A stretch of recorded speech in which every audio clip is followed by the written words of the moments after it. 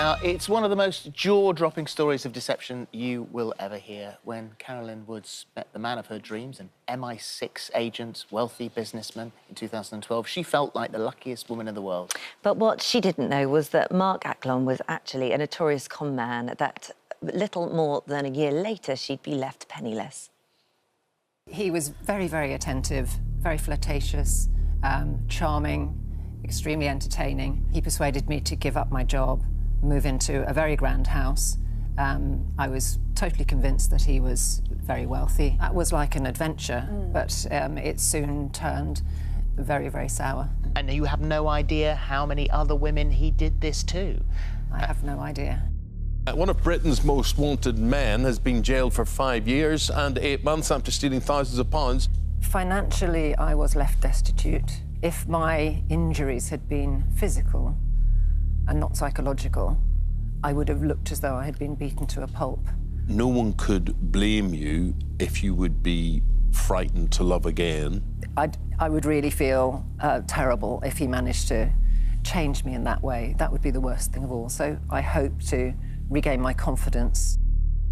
Well, this story does have a happy ending, but in a surprising twist of fate, Carolyn has found love again with Mark's business partner, who also fell victim to his web of lies. Well, having documented her incredible story in a new book, Carolyn joins us now. And Carolyn, thank you for being here today. And we'll come to the book in a moment, because the whole reason for you writing this book is to act really as a warning to others who may fall foul of the same thing that you did. And I think that's sort of where I want to begin with this, which is, you'd like to think you wouldn't fall for it. So who was this man? When you very first met him in 2012, what was he like, and how did he kind of reel you in so much? Well, I think the first thing to say is that he just literally appeared in my life as if by total chance. I don't actually believe it was by chance. I think it was planned, but he just came into my place of work, started talking to me, and I felt as though I'd known him all my life. And we got chatting. He was very easy to talk to. And I think anyone could fall for that sort of thing. And then, as we've mentioned in the past when we've spoken to you, convinced you that he was an MI6 agent. He convinced you to loan him vast amounts of money, £850,000, I think, in the end, that you were living in a beautiful townhouse in Bath, and that in fact he thought it was his, but you were paying for it with the money that you'd loaned him. So all of these things, at what point do you hear the alarm bells in your head? I don't think I really heard the alarm bells until about a year later. He was so convincing, and he managed to weave a sort of web of deceit through a strand of life that was totally real, with using real people, and he used to offset real people one against the other. So I think it wasn't until I was probably over a year into the relationship that I began to doubt him. I hadn't seen him for a long time, and suddenly things really were seeming very, very strange. But I did think that he'd suffered a brain tumour, so that explained some of his odd behaviour away. And my own mental state was very fragile too. Well, you talked about that, your mental state, and you said that, you know, if these were physical wounds that you'd suffered by somebody, but these were mental scars that are still there. And I wondered, when you started to write the book, how difficult it was to revisit those, because I imagine part of your healing is leaving some of that in the past. Yes, a lot of people think that that must have been a cathartic experience for me, but actually I didn't find it so. Every time I revisited everything that had happened, I found it very, very painful. I think time has been the thing that's really helped me to come through it. But if I just can raise some awareness of this kind of coercive control that I was subjected to, which has been in the media quite a lot recently, and save anybody from going through the same thing, I think it will have been worthwhile.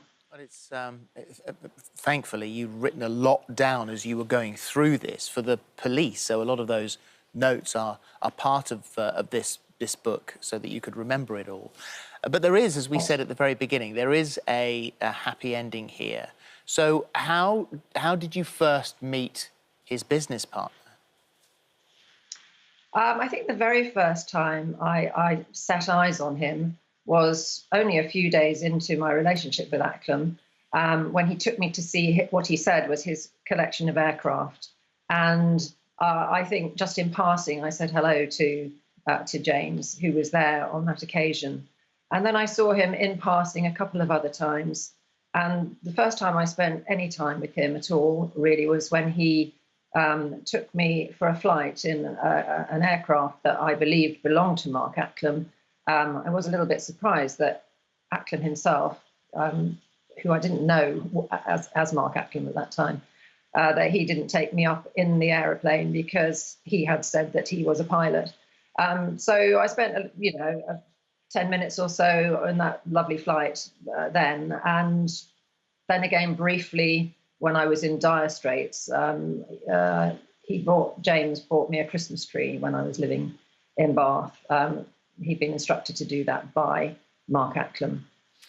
And obviously you bonded also because he also became one of Mark's victims, so you had that in common. Were you nervous? I think we saw in the clip, Eamon was saying, you could be forgiven for not wanting to give your heart away again, and obviously you did that, but were you tentative to make that step?